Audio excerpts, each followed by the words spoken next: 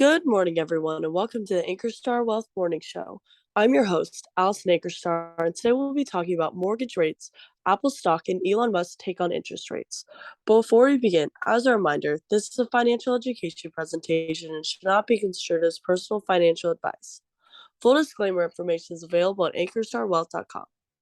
Good morning, Steve. Mortgage rates have actually dropped in the last few weeks. Have we seen the worst of it? Well, good morning, Allison, and welcome back, everybody. We've been gone for better part of a week. Our inspection is finally complete for those who've been following. We've had a state inspection scheduled for the State Securities Board. They come through every 3 years and take a look at you. So for doing that, it makes you better, right? Because you have to go in and look at, we've been looking inward at all the internal processes and stuff and compliance and making sure everything's tight. So with that, the morning show has kind of gone by the wayside for the past, month. I've done about one a week is all. So thank you for those that are asking. We're going to get this back to this daily starting today. So you're going to see the normal routine again, because there is certainly a lot of stuff to talk about with all of the things that are going on in the market. So thanks for your patience there. All right, Allison, to your question of mortgage rates. It's been painful, right? We started the year below 3%. We zoomed up to above 7%, and now we've kind of settled back up into the 6.5% or so. You can kind of see it right there if you can read that. For the conforming loan, again below $647,000 on that loan, decreased to 6.49 from 6.67 on the 30-year. Obviously, if you get a 15-year, you can get a little bit of a break on that. So they're trending in the right direction. So the question becomes, so you have the Fed that continues to raise rates. We've had 4 straight 75 basis point rate hikes. We think the next one is probably only going to be 50 basis points. So while that's not decreasing rate, it's slowing the increase in rates. To the question, is it going to get worse? I would say probably for the next couple of rate hikes. If we have a 50 basis point rate hike and then another 25 basis point rate hike in January, I think we'll see the mortgage rate stabilize above 7. I think best case is it stays in the high sixes for some time, right? So the question then becomes, well, how does that affect the housing market? Well, the housing market lags interest rates quite a bit.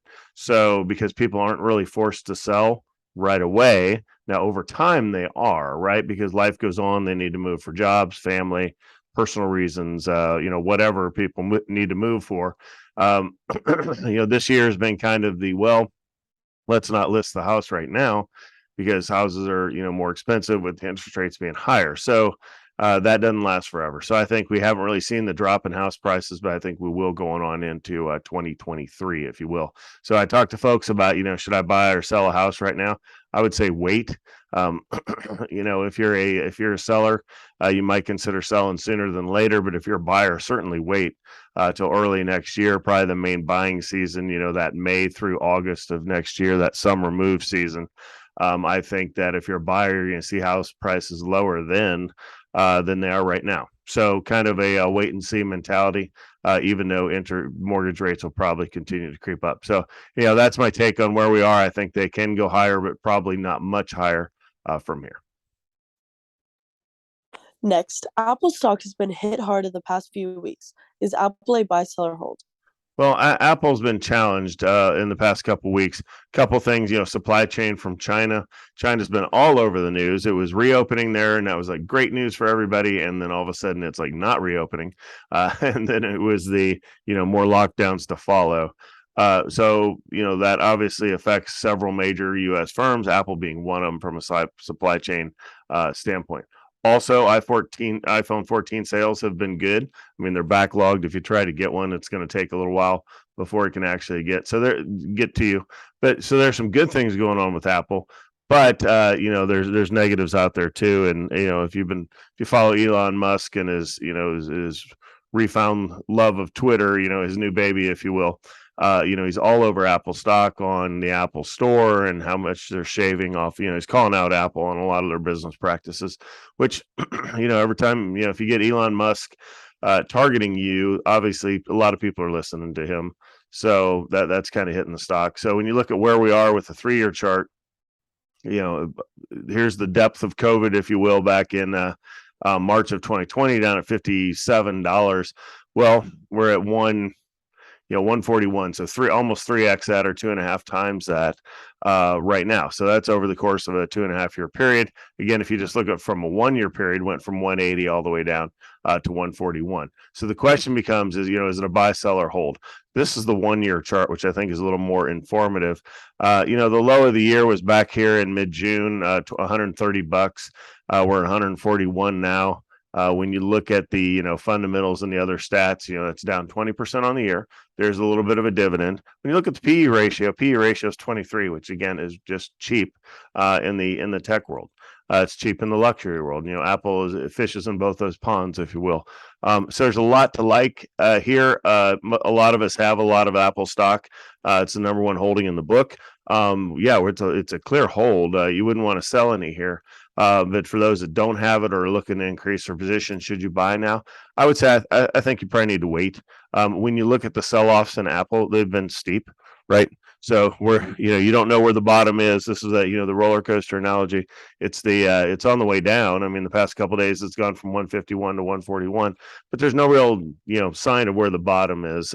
Technically, you're going to look at the next one around here at 134, and then after that you're looking at busting the new low for the year of 130. So I would say I wouldn't necessarily buy. You don't have to wait till 130, but I would certainly wait to see if it bounces at 135 or not. If it doesn't, then just wait and see where it bounces. Then you can take a look at adding more at that point.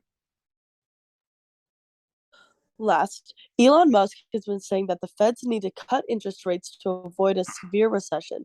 What's your take? Well, certainly we're looking at a recession of some sort. My take was that 2022, we'll probably revise history to go back and say that we actually were in a recession, even though the government was denying it because of the full employment. So I can see their point. But, the standard definition of two negative GDP prints in a row being a recession, I think certainly we did have that. So I don't know.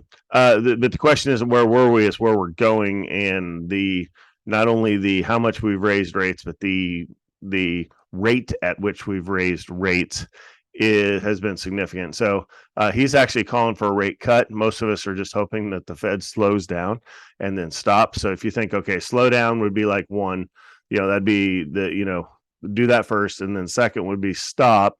So if you think of right now it's the 50-25 pause is kind of the projection most economists have, with raising 50 basis points and then 25 basis points in January and then pausing in 2023. So getting that pause, that's kind of case 2, and then case 3 is actually cutting. From day one, go back to the beginning of 2022, I've continually said that the Fed is going to overshoot to the upside with raising rates, and then going to have to turn around and within 6 months start cutting them. That's the nature of the beast. They will overshoot to the upside, make sure the inflation dragon is dead, and then worry about the recession dragon that they've created at that point. So kind of solving one problem to create another, and then having to solve that problem. So I think he's smart enough to realize that if we don't induce this huge recession, then we won't have to solve it later on. So he's more of the let inflation run its course, but let's not crush the economy in the process. I like that from a business standpoint. I like that from a market standpoint, but I don't think that's realistic. I think the Fed's going to be, they're not going to want to go down in history as being, soft on inflation. So they're going to continue and shoot past probably what we need to make sure that problem is cured, and then we'll worry about the problems that induces at the time. But certainly when you have Elon Musk, like I said earlier, he's calling out Apple, calling out the Fed. It's his new free speech with his $8 blue check mark to do so. And you know what? I think the concerns are there. Severe recession. He's talking going into 2024. It was, in here somewhere in this article. But yeah, I don't know if it's gonna. I think we'll see a recession in 2023. I think we'll come out of recession in 23 too. I don't think it's going to be as severe as he's predicting here. But certainly when he weighs in on something, the Fed's gonna hear that. They're not gonna not hear that, right? And Chairman Powell speaks later today. Obviously, he's not going to reference Elon Musk by name or tweet, but certainly the market will be interested to hear what he has to say. Again, not about cutting rates, but at least slowing rates down to the 50 basis points. So stay tuned on rate hikes, and we'll see if Elon Musk continues to to chime in on these as well. Thank you, everyone, for your questions. Please submit your questions as a comment through social media or directly to our email at vipservices@ankerstarwealth.com. And don't forget to like and subscribe to get daily updates. That's all we have for today's show. I'm Alice Ankerstar, and we'll see you back here tomorrow.